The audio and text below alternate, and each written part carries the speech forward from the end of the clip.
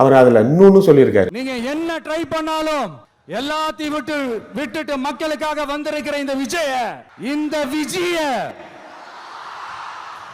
மக்கள் ஒரு நாளும் கைவிட மாட்டாங்க. மக்கள் கூடவே நிக்கிறாங்க, கூடவே நிப்பாங்கன்னு அவங்களுக்கு தெரியாம போச்சு. அது ஓட்டம் மாறாதுன்றாங்களா? சரி, எதுதான் ஓட்டா மாறும்? நீங்க கோட்ரு கோழி பிரியாணி 1000 ரூபாய் 2000 ரூபாய் கொடுத்தது மட்டும் தான் ஓட்டா மாறுமா? உங்களால தில் இருந்தா, தைரியம் இருந்தா ஏதாச்சும் ஒரு எக்ஸாம்பிள் காட்டுங்க. நீங்க போடுற கூட்டத்துக்கும் மாநாட்டுக்கும் முந்தின நாள் உங்க கட்சிக்காரனாச்சும் வரானான்னு காட்டுங்க.